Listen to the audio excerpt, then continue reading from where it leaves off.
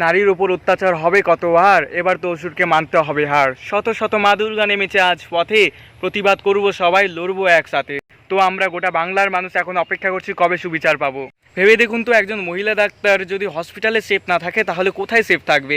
এই নিয়ে গোটা রাজ্য গোটা দেশ যখন গর্জে উঠেছে, ঠিক তখনই দুই অস্কার জয়ী অভিনেত্রীর আগমন ঘটে।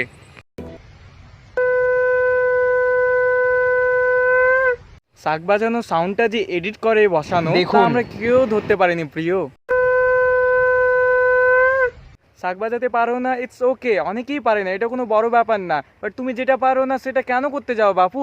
আরে তুমি তো অভিনয় ভালো পারো, ওটা করতে যাও না। ওদিকে আমাদের রচনা ব্যানার্জি টক দই খেয়ে ঘুমিয়ে পড়েছিলেন, হঠাৎই 15ই আগস্টের দিন তার ঘুম ভাঙলো। আজকে 15ই আগস্ট, স্বাধীনতা দিবস। সত্যি কি আমরা স্বাধীন হয়েছি? না, আমরা সত্যি স্বাধীন নয়। একজন মা তার মৃত সন্তানকে দেখবে, সেই স্বাধীনতাটুকু তার নেই। আবার পা ধরছি, আমাকে একটু দেখতে দিন আমার মেয়েটাকে, আমার একমাত্র মেয়ে চলে গেছে। কেন হবে এগুলো?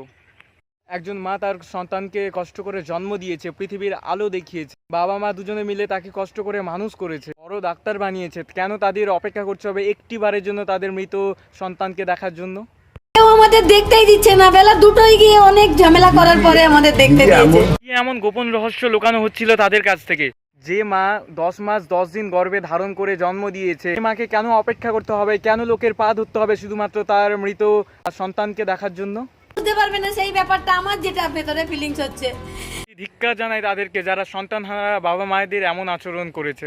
এ পাশে আমাদের দাদা, যাকে আমরা বাংলার গর্ব বলে মনে করি, তিনি এই কেস নিয়ে কি বলেছেন শুনুন। না, আমার মনে হয় না একটা স্ট্রে ইনসিডেন্টে সবাইকে সমস্ত কিছুকে নিরাপদ না মনে করাটা ঠিক না।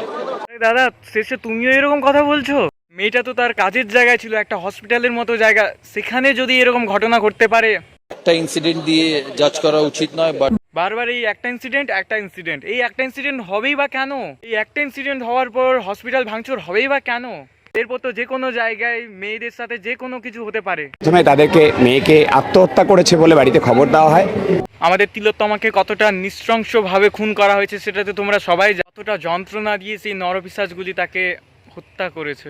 সেই মৃত্যুর বিনিময়ে কি 10 লক্ষ টাকা মেনে নেওয়া যায়? শুধু 10 লক্ষ কেন, 10 কোটি টাকা দিলেও এটা মেনে নেওয়া যায় না। জীবনের মূল্য কখনো টাকা দিয়ে হয় না। কে বোঝাবে এদেরকে, কে বোঝাবে? কোন দুনিয়ায় বাস করছি আমরা, যেখানে রেপের বিনিময়ে টাকা দিয়ে ক্ষতিপূরণ দেওয়া হয়? এবার তোমরাই বলো, 10 লক্ষ টাকা নিয়ে তিলোত্তমার বাবা মা কি করবে? পড়াশোনা শেখানোর জন্য কত লক্ষ লক্ষ টাকা খরচ করেছে, মেয়েটাকে মানুষের মতো মানুষ করবার জন্য কত মহামূল্যবান সময় ব্যয় করেছে। সেই সব কিছুর মূল্য মাত্র 10 লক্ষ টাকা। 10 লক্ষ টাকা দিলে কি মেয়েটা বেঁচে ফিরবে? 10 লক্ষ টাকা দিলে কি মেয়েটার আত্মা শান্তি পাবে নাকি তার বাবা মার বুকের হাহাকার কমবে? মেয়েটা বেঁচে থাকলে তো এই 10 গুণ টাকা ইনকাম করতো নিজের যোগ্যতায়। কারণ সে কষ্ট করে ডাক্তারি পড়েছে নিজের পায়ে দাঁড়ানোর জন্য, বৃদ্ধ মা বাবাকে দেখার জন্য, রোগীদের সেবা করার জন্য। সে সুযোগ তো সে পেল না, পিশাচগুলো তাকে একদম শেষ করে দিল। তাই এর বিনিময়ে আমরা সেই পিশাচগুলোর শাস্তি চাই, কঠোরতম চাই না, শুধু চাই বিচার। মেয়েটা জনগণের সেবা করতে গিয়ে নিজের প্রাণটা বলি দিয়ে দিয়েছে।